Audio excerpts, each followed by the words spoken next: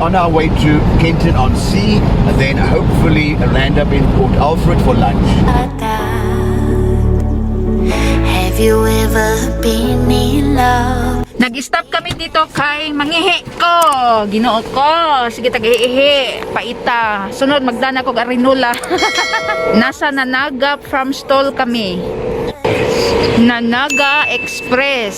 Sa kabila naman to. Papasok kami dito sa farm stall. Titignan namin kung anong nasa loob ba. Kung maganda ba.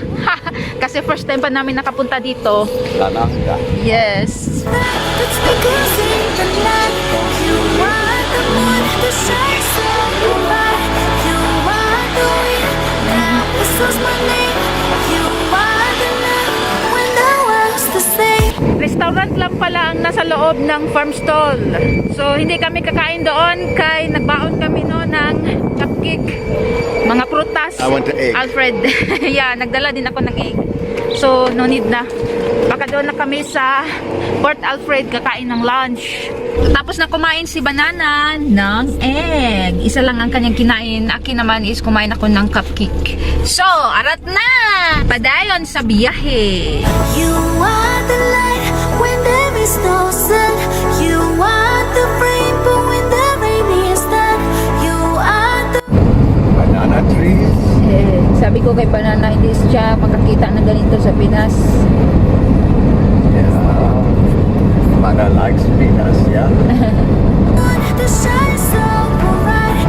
You are the light. I wish I could explain your eyes and how the sound of your voice. So, ito ang padong sa Port Alfred. Puro green ang inyong makita. Yan, Port Alfred. Ang Port Alfred, mga kahigala, is labas na to sa Port Elizabeth. How many hours travel Port Elizabeth going to Port Alfred? I think it's around about an hour. Hour. Hour and a half, but we're not going very fast. We're like doing sightseeing, so Slowly doing lang. like 80 kilometers an hour. Cause in the night you are the moon that shines so bright. You are Yan. Parang kalimpyo.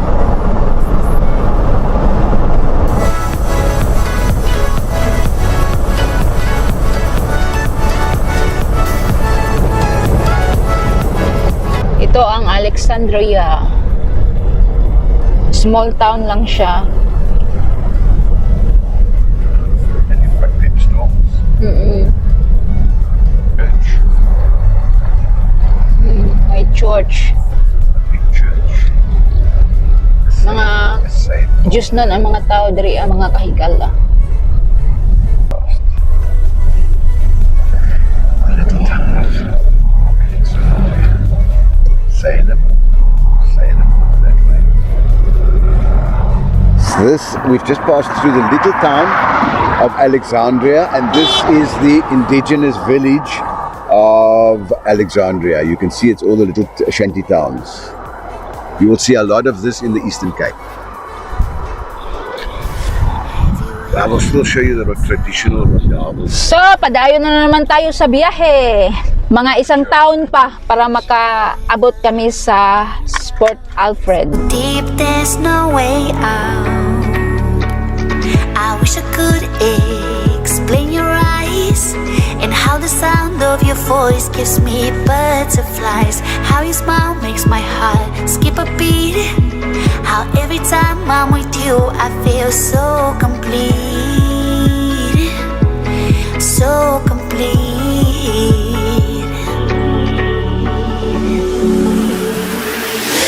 You are the light when there is Di ba nakita niyo ang laki-laki ng farm?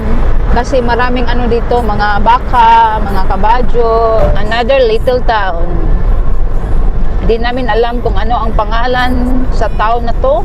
Basta malapit na kami sa Port Alfred. Ang ganda!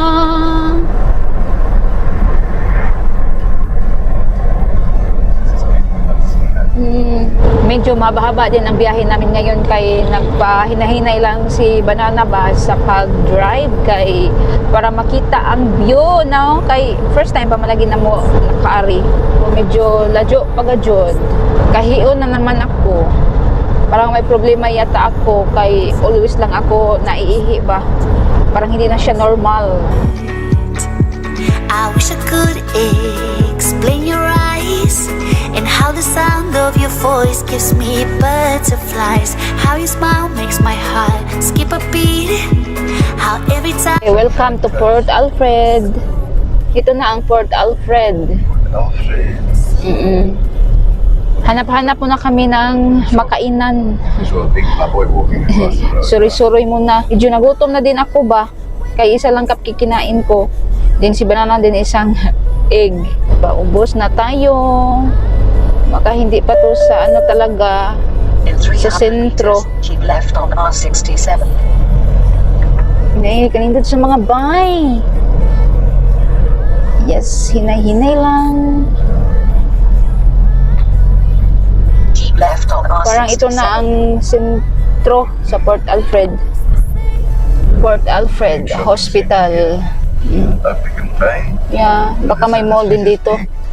This place is Really? very changed to what I remember. But looks like small town. May famous bridge daw dito, yan oh. Oh, kaya pala pumunta si Banana dito para makita niya ang famous na bridge. Papasok na tayo sa bridge. Kawi River. Eh. We're going over it with this big arch bridge.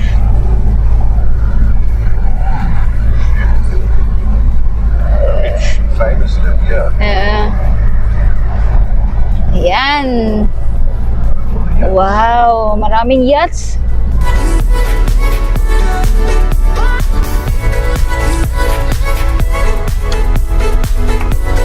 Ito na yung maraming yati. Sea chat. It's boring. Kaya hindi na lang kami lumabas, no? Yun na yung mga yati. Walang katao-tao. Tahimik man. Kasi not allowed mag-swimming doon. I wish I could explain your eyes and how the sound of your voice gives me butterflies. How your smile makes my heart skip a beat. Ito na yung town. Every time I'm with you, I feel Sure, it's Saturday morning. Busy-busy. so complete.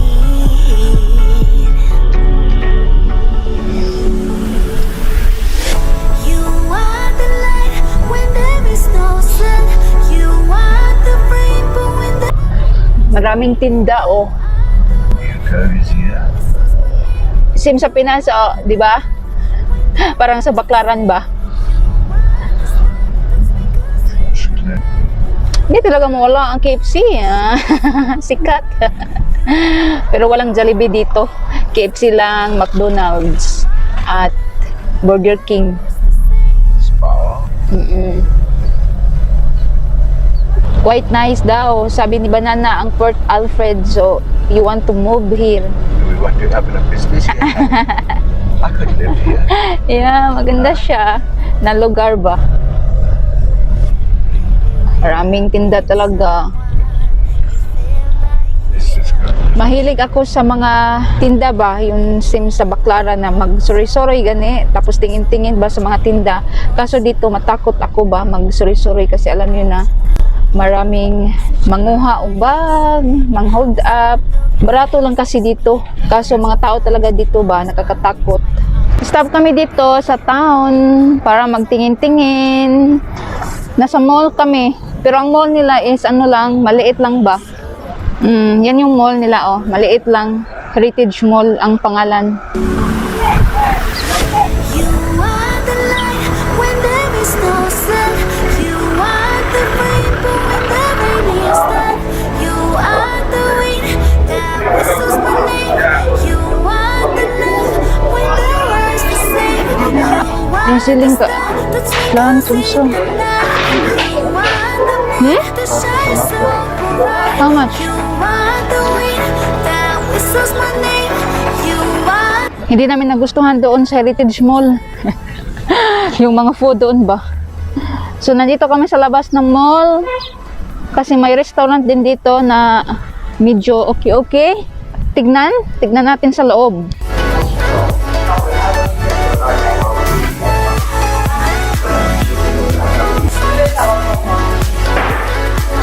Yan yung mga menu nila today. Maganda siya ba ang view, 'di ba? Yan yung sa labas. Ito yung sa loob. We are here na, nakaupo na. Naghihintay na lang kami sa aming order kaya nagutom na kami. Tapos magtanong din ako kung may bathroom ba no kay una po ko. Yan na si Banana.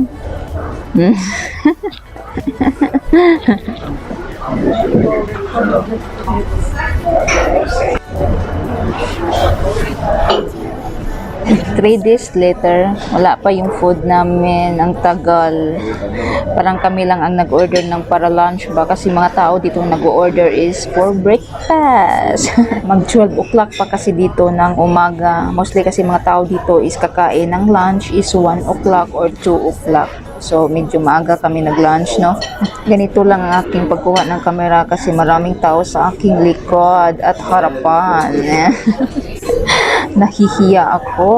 Feel ko, nagtingin sila sa akin bawal nagkuha ng video. Alam mo na, hindi pa tayo vlogger talaga na vlogger. Pag vlogger ka talaga, no, kapala ng mukha ba, magkuha ng video. Pero ako, hindi pa kapal ang aking mukha. Kaya medyo nahihiya pa. Pagdating namin dito, wala pang masyadong tao. Pero ngayon, marami na, no, nagsidatingan na. Kaya tingkao naman lagi. Sa wakas, dumating na ang aming pagkain. Beef to. Sabi ko kay Banana, diet yata tayo ngayon. Konti lang ang rice. Uy, diet, mahal.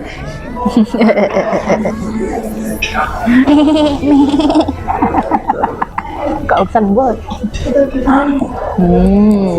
Grabe. Si Banana is, hindi siya kumakain ng sagbot ba? And hiniwalay niya. So, kukunin ko para kakainin ko. Sinong kumakain ng celery? Masarap din to pag igawa ng juice. Healthy to ba? Makagwapa ni Samot. Kaya, kaon magsagbot para magwapa mo. Joke lang. Tapos na ako kumain. Pero si Banana hindi pa. Hindi niya nagustuhan yung pagkain. Boring ko, no? Hindi siya masaya. Timi ba? May kaling ganun.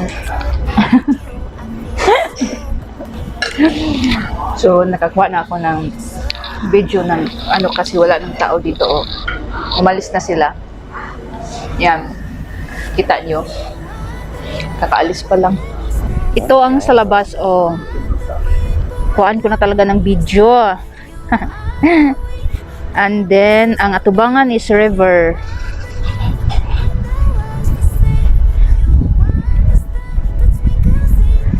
Manguli na may karoon taod-taod kay human na naman may kaon og lunch. Kahit hindi masyadong great ang aming food, at least nakakaon na ba? Nabusog na. Busog na laman. No choice. Nabusog sa price ba? Mahal. Nanigbaguhan si Banana kay mostly kasi ang aming mga kinakain is Asian ba? And then mga Indian, ganon. Yung food kasi na kinakain namin today is ano yun, South African food ba? Pang social ba? Pero wala man lagi minaanad ng ganyan na food. Kaya parang nanibaguhan kami. In short, natagawan pa ba? Nag-lipstick pa kong dali-dali. Bitaw. Di talaga kami mahilig sa mga expensive food ba? Marumang gihapon. And then, way lami. Hindi worth it. Tignan mo, ang Port Alfred is maliit lang. Malaki pala siya, no? Para lang siyang Port Elizabeth. Mga tao dito is, I think, is mga retired na ba? Yeah, a lot of it is retired. Kaya mga mayayamanin ang mga bahay dito, no? At may share din ako sa inyo ba, yung mga tao dito, mostly, hindi lang dito sa Port Elizabeth, whole dito South Africa ba? Banta dyan na ho na hindi sila mahilig mag-bra. Mostly pa naman dito mga South African, labi na og mga itim is mga malalaki ang kanilang mga yutots, no, at mga sampot. Unja, di pa sila magbra. Sinabi ko kay Banana na, so next time, hindi na ako magbra. No, you can take your bra off now. You can go braless now. Ay, Diyos ko. You don't need bra. Oo, and then wala din silang pakialam dito mga kahigala kahit maitim yung mga igot-igot nila ba, as in mag-short lang talaga sila ng maikli talaga ba, wala talaga silang pakialam. Di kaya sa atin na, uy, nun sa naman itong igot-igot nga ron namang ituma, di ba, nga ng mga tao, magkay mga imatasyon. Pero dito, ay, walang pakialam. Bala na kung maghubad pa kayo dyan, maglakad, wala silang pakialam. So sabi ko kay Banana na pwede na talaga ako dito mag-swimsuit kahit maano yung aking mga mga kasingitan. Nit pagadjud-lugod ning akong mga kasingitan, yung aking singit maitim. Ayaw pang umuwi ni Banana. Sabi ko, dito tayong umuwi kay ayaw ko na magabihan kami sa daan ba. Delikado kasi dito pag magabihan sa daan. Inaantok na din ako. Kay kagabi, mga ano na ako nakatulog. 1 AM na. Minsan kasi marami ako iniisip ba. Kaya di ako makatulog agad. Have you ever loved so much it almost hurts? Sarap paligo. Stop kami dito sa dagat, no? Sa Quinton Beach. Slowly. Still lang yung bana. Bukat ka ko hag video. Magbong yung pas. Kapag juga diya sa dagat road. Mo na diha kay gakiat ka. You know what is kapag mahal? When you are boom boom like this. Boom like this, no? So, nandito na naman kami sa right side. Pero parang mas maganda dito. Di ba? Kaya maraming tao dito. Kaya maganda siya. Mas maganda pa sa kabila, 'di ba? And then may maraming dito na naginom-inom sila ba? Mga maitim.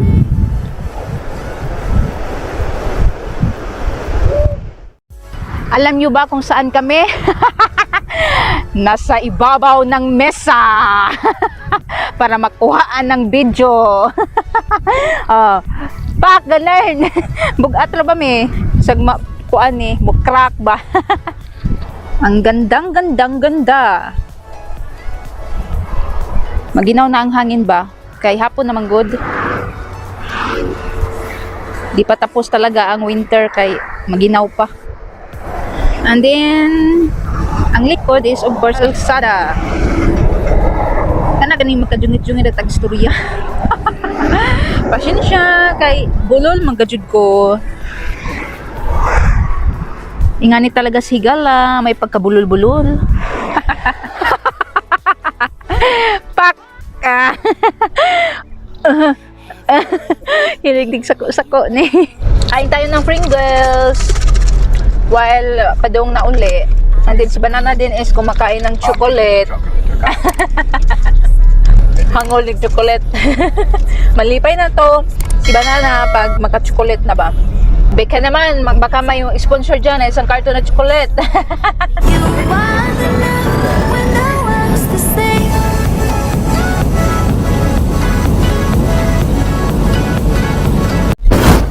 We are here na in the house. Mahaba ang aming video ngayon. Sana na-enjoy kayo sa aming gala today. At kung may kaganapan kami bukas, i-upload ko na lang next kay di na dyan masuhod no kay aran ng taas. Ang lagi niyong tandaan is be patient, be humble, be simple sa buhay para always happy and most of all be kind. Bye! And just levitate.